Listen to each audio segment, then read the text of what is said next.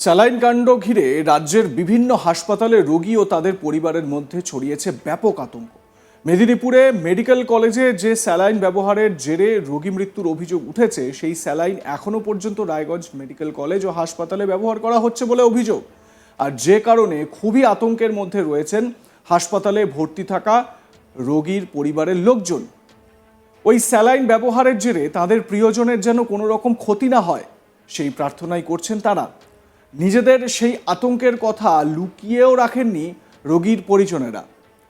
উজ্জ্বল বর্মা নামে এরকমই এক রোগীর আত্মীয়ের সঙ্গে কথা বলেছিল আজ তাক বাংলা। কি বলছেন তিনি, শুনুন। আমার স্ত্রী ভর্তি হবে। আমার স্ত্রী। আচ্ছা, কবে ভর্তি হয়েছে? ভর্তি বুধবারে করছি। ওনার কি স্যালাইন চলছে? স্যালাইন বর্তমানে এখন খুলে দিয়েছে, চলছে। তো ক্লাস চলছিল, তো সেটা জানা যাচ্ছে না কোন স্যালাইন চলতেছে না চলতেছে। মাসিরাও এখন তারপর করতেছে। তো বিভিন্ন জায়গায় তো জানতে পারছেন যে হ্যাঁ। বিভিন্ন জায়গায় ভুল স্যালাইন দেওয়া হচ্ছে যাতে মানুষ মারা যাচ্ছে। এখানে সেটা আমরা শুনতেছি। প্লাস এখন বর্তমান স্যালাইন চলতেছে না, এখন বর্তমান স্যালাইন খুলে দিয়েছে, সেটা বোঝা যায় না কি হচ্ছে না হচ্ছে। থাকতেও দিচ্ছে না, 10-15 মিনিট থাকতে দিচ্ছে। কি চাইছেন? আপনারা তো চাচ্ছি যেন ভালো হয়ে সুস্থ হয়ে নিয়ে যেতে পারি। তো এরা তো এখন এই ঘটনাগুলো যাতে না ঘটে। হ্যাঁ, এই ঘটনাগুলো যেন না ঘটলে পারে আমাদের এই বিপদ আছে। সুস্থ করতে এসে যদি অসুস্থ হয়, হ্যাঁ, সে তো বলা যাবে না। ওরা এখন দেখি উপরবেলা কি দয়া করে। আপনারা চাচ্ছেন যে যাতে এই সমস্ত ভুল ওষুধ না দেওয়া হয়। হ্যাঁ, এটা সেটা তো চাচ্ছি আমরা যেন এরকম না হয়। কি না হয়? যেন ভুল ভাল না হয়। ভুল স্যালাইন। হ্যাঁ, ভুল স্যালাইন যেন না হয় এবং ভালো স্যালাইন যেন পাই। সেটা তো এখন সরকার যদি এখন না দেয়, তা আমরা কি করে চাই নেব? ব্লাডের জন্য দৌড়াইতে হয়, ব্লাডও পাচ্ছি না। আসিরুল হোসেন নামে আরও এক রোগীর আত্মীয়, তিনিও ঠিক একই রকমভাবে আশঙ্কা প্রকাশ করেছেন ক্যামেরার সামনে। কি বলছেন তিনি, শুনুন। আপনার কে ভর্তি আছে? শ্বশুরাব্বা ভর্তি আছে। শ্বশুরাব্বা ভর্তি আছে। কবে ভর্তি হয়েছে? এই তো পরশু দিন। তার কি স্যালাইন চলছে? স্যালাইন চলছে, অক্সিজেন নিচ্ছে। তো বিভিন্ন জায়গায় তো আপনারা জানতে পারছেন যে স্যালাইনের মধ্যে নিষিদ্ধ স্যালাইন কিছু করা হয়েছে। হ্যাঁ, তো আপনারা কি সেটা লক্ষ্য করেছেন? সেটা তো আমরা জানি না। কোথা থেকে এসেছেন? আমি আহমেদাবাদ থেকে আসছি। কি চাইছেন আপনারা? আমরা ভালো চাচ্ছি। যাতে এই সমস্ত না হয়। হ্যাঁ, যদিও এই বিষয়টি স্বীকার করে নিয়েছেন রায়গঞ্জ মেডিকেল কলেজ হাসপাতালের ভারপ্রাপ্ত অধ্যক্ষ ডক্টর বিদ্যুৎ বন্দ্যোপাধ্যায়, তবে এ বিষয়ে তারা নিরুপায় বলেই জানালেন ভারপ্রাপ্ত অধ্যক্ষ। গোটা বিষয়ে নিজের উদ্বেগ চেপে রাখেননি তিনি। এক্ষেত্রে তার নিজের পরিবারের কেউ যদি বর্তমানে ভর্তি হন, তাহলে তিনি সেই সংস্থার স্যালাইনের পরিবর্তে বাইরে থেকে স্যালাইন কিনে নিয়ে এসে দেবেন বলেই জানালেন বিদ্যুৎ বন্দ্যোপাধ্যায়। শুনুন। আমার বাড়ির কোনো মানুষ যদি ভর্তি হয় আজকে, তাকে অন্ততপক্ষে পশ্চিমবঙ্গ ফার্মাসিউটিক্যালের স্যালাইন আমি ইউজ করতে দেবো না, আমি বাইরে থেকে কিনে এনে দেবো। বেশ কয়েকটা ওষুধ যখন আসে, সেখানে সরকার তার গুণমান পরীক্ষা করে, তার জন্য ল্যাবরেটরি আছে, বিভাগ আছে, সার্ভেলেন্স আছে। তারপরেও যেটা দেখলাম যে মেদিনীপুরে হচ্ছে মাতৃমৃত্যু ঘটেছে। এর আগেও এই পশ্চিমবঙ্গ ফার্মাসিউটিক্যাল নিয়ে অভিযোগ উঠেছিল। তো তারপর থেকে আমাদের হাসপাতালে আমরা রিঙ্গাল ল্যাক্টেট, যেটা নিয়ে অভিযোগ উঠেছিল, আমরা ইউজ করিনি। প্রায় 4 মাসের বেশি হয়ে গেল আমরা রিঙ্গার সলিউশন ইউজ করি।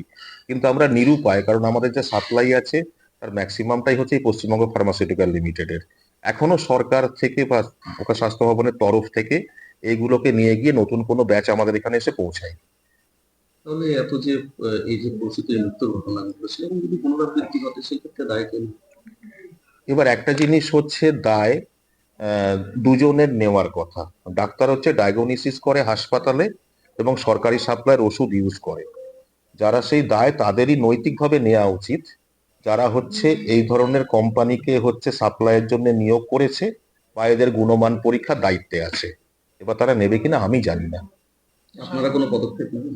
আমরা তো যেটা হচ্ছে, আমরা প্রত্যেকটা জিনিস ইচ অ্যান্ড এভরিথিং হচ্ছে জানানো পর্যন্ত আমাদের কাজ থাকে, আমাদের এটাই। কিন্তু এখানে দায় নেওয়ার ক্ষেত্রে ব্যক্তিগতভাবে আমি বলতে পারি যে আমার বাড়ির কোনো মানুষ যদি ভর্তি হয় আজকে, তাকে অন্ততপক্ষে পশ্চিমবঙ্গ ফার্মাসিউটিক্যালের স্যালাইন আমি ইউজ করতে দেবো না, আমি বাইরে থেকে কিনে এনে দেবো। এখানে তো অনেক প্রত্যন্ত গ্রামের মানুষজনও এখানে চিকিৎসা নিয়ে আসে। হ্যাঁ, সেই ক্ষেত্রে যদি কোনো একটা দুর্ঘটনা ঘটে যায় সেক্ষেত্রে কি হবে? দুর্ঘটনা ঘটে যায়। এবার আমরা যেহেতু সরকারি চাকরি করি, সরকারি সাপ্লাইয়ের ওষুধ আমরা ডিসপেন্স করতে বাধ্য, যতক্ষণ না প্রপার অর্ডার দিয়ে সেগুলো তুলে নিয়ে গিয়ে নতুন ওষুধ দেওয়া হচ্ছে।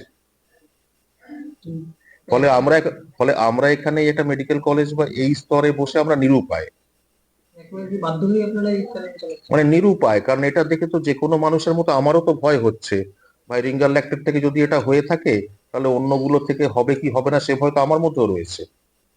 সাধারণ মানুষের ভয় কি, আমার ভয় তো আরো বেশি। এই কোম্পানির স্যালাইন চালানোর জন্য কেমন কোনো রকম নির্দেশিকা এসেছে? স্বাস্থ্য ভবনের নির্দেশিকা স্তরে কি আছে সেটা আমি বলতে পারবো না, কিন্তু এখনো পর্যন্ত এটা রিপ্লেস করে নতুন কোনো স্যালাইন আমরা পাই। এ বিষয়ে আমার সহকর্মী তন্ময় চক্রবর্তী তার প্রতিবেদনে কি বলছেন শোনাই আপনাদের। সম্প্রতি রাজ্য জুড়ে নতুন করে একটা বিতর্ক দেখা দিয়েছে, সেটি হলো স্যালাইন বিতর্ক। আর সেই স্যালাইন বিতর্কের আজ কিন্তু রাজ্যের বিভিন্ন হাসপাতাল এবং মেডিকেল কলেজগুলোতে কিন্তু দেখা যাচ্ছে।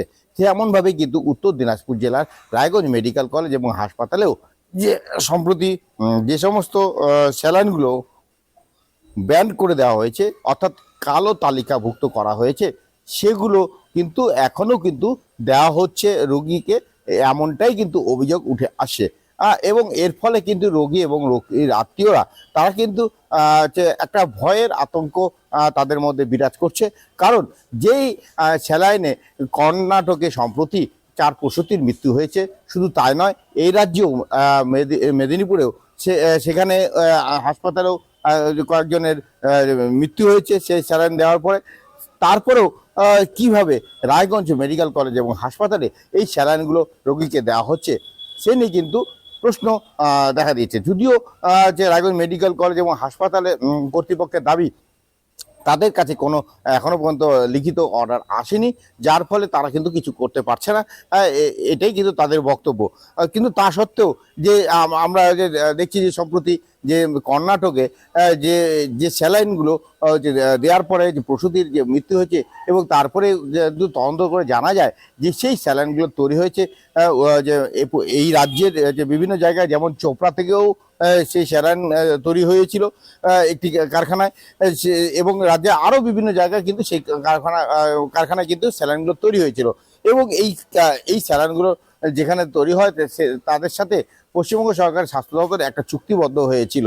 কিন্তু দেখা যাচ্ছে যে এই সেই স্যালাইনগুলো কিন্তু যে পরীক্ষা করে দেখা গিয়েছে যে এই স্যালাইনগুলো কিন্তু আর দেওয়া যাবে না রোগীকে, কারণ এই স্যালাইনের মধ্যে নিশ্চয়ই কোনো যে গাফিলতি রয়েছে বা কোনো অন্য কিছু রয়েছে, তার জন্যই যে রোগীদের এরকম অবস্থা হচ্ছে। তার ফলে কিন্তু সেই স্যালাইনগুলোকে কিন্তু যে ব্যান্ড করে দেওয়া গেছে পশ্চিমবঙ্গ সরকারে। এবং শুধু তাই নয়, এবং পশ্চিমবঙ্গ সরকারের যাদের সাথে চুক্তিবদ্ধ হয়েছিল সে ফার্মাসিউটিক্যাল যে সংস্থা, তারা কিন্তু এটাকে কিন্তু কালো তালিকাভুক্ত করে দেয়। কিন্তু এরপরেও কিন্তু বিভিন্ন জায়গায় কিন্তু আমরা দেখতে পাচ্ছি যে সেই স্যালাইনগুলো কিন্তু দেওয়া হচ্ছে রোগীকে এবং রোগীর আত্মীয়কে। এমনটাই কিন্তু উত্তর দিনাজপুর জেলাতেও কিন্তু রায়গঞ্জ মেডিকেল কলেজ এবং হাসপাতালে কিন্তু রোগীকে দেওয়ার যে চিত্র সেটা কিন্তু ধরা পড়েছে আমাদের ক্যামেরায়। এই স্যালাইন কাণ্ডে আপনাদের মতামত কি জানাতে ভুলবেন না। দেখতে থাকুন আজ তাক বাংলা, সাবস্ক্রাইব করুন ইউটিউব চ্যানেলটি।